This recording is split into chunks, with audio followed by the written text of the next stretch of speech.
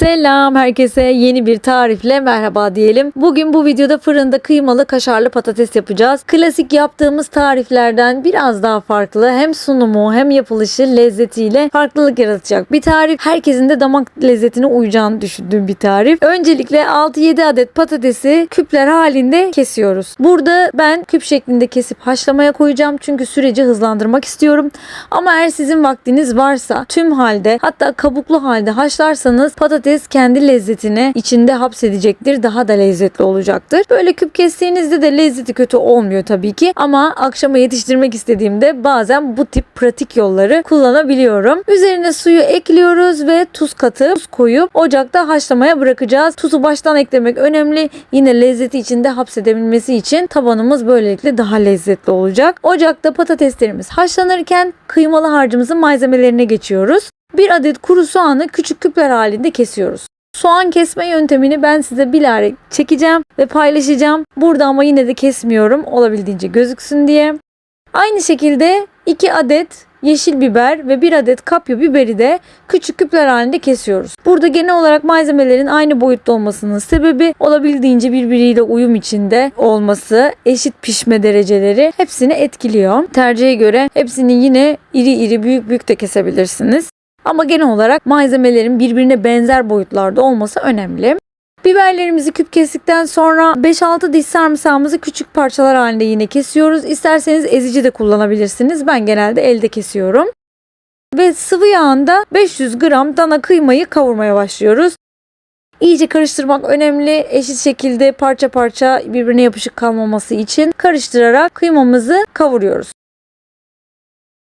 Kavrulurken bir yandan ilerleyen dakikalarda kullanacağımız kaşarı rendeliyoruz. Burada bu arada kaşar miktarı ben 200 gram kadar kullandım toplamda. Siz daha fazla da kullanabilirsiniz.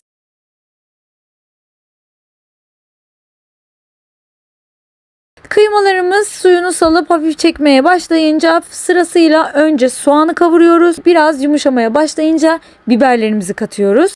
İyice yine kavuruyoruz. İsterseniz süreci hızlandırmak için kapağı kapalı hafif terleterek kendi buharında pişirmeye devam edebilirsiniz. Biberlerde de hafif yumuşama başlayınca en son sarımsağı ekliyoruz. Kokusu böyle buram buram çıkıyor. Onu da birazcık karıştırdıktan sonra baharatlarımızı katıyoruz. Tuz, karabiber, paprika ekliyoruz. Paprika şart değil, isterseniz toz kırmızı biber de ekleyebilirsiniz. Ben bazen toz kırmızı bibere de paprika diyebiliyorum. Ama paprika da ayrıdan satılan bir şey. Aktarda da bulabilirsiniz baharatçılarda. Zaten içerik olarak aynıdır. Yapılış şekillerinde farklılıklar olabiliyor. Bazı paprikalarda tütsülü olabiliyor. Tamamen sizin tercihinize kalmış. Hepsini bir güzel karıştırdıktan sonra 1,5 çorba kaşığı domates salçası ekleyip çiğ kokusu gidene kadar kavuruyoruz. İyice kavuruyoruz, çiğ kokusu gidiyor ve üzerine göz kararı su ekliyoruz. Çok sulu sulu olmasına gerek yok. Çünkü bu tarifte böyle çok yoğun suya ihtiyaç yok. Birazcık sulansın yeterli. Biraz da böyle fokurdattıktan sonra altını kapatıp kenarda bekletiyoruz. Patateslerimiz haşlandı. İyice süzüyoruz. Burada patateslerin buharının ve neminin gitmesi önemli ki püre haline getirdiğimizde sulu olmasın. O yüzden çok sulu sulu koymayın. Ama çok da soğutmayın. Neden derseniz içerisine kaşar koyacağız. Kaşar böyle direkt ezerken erisin. Harika olur. İyice yayılır. Patateslerimizi servis tabağımıza koyup üzerine rende kaşarımızı koyuyoruz ve tereyağı koyuyoruz. Tepeleme 1 yemek kaşığı tereyağı koyuyoruz. Karabiber ekliyoruz. Karabiberi de ekledikten sonra ezmeye başlıyoruz. Burada istediğiniz kadar kaşar kullanabilirsiniz bu arada. Tamamen sizin tercihinize kalmış. Kaşar bence patatese çok yakışan bir şey.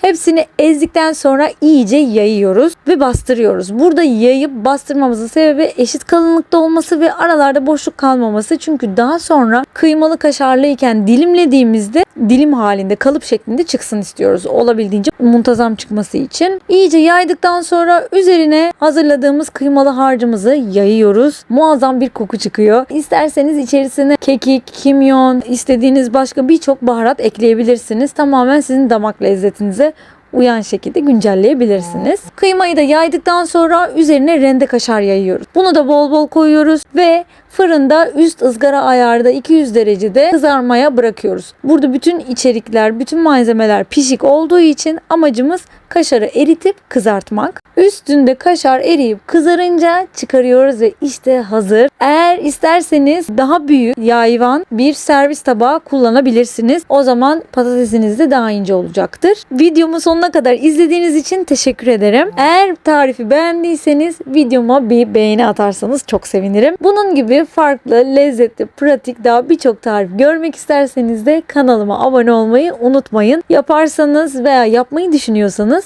yorumlarda da buluşalım. Afiyet olsun.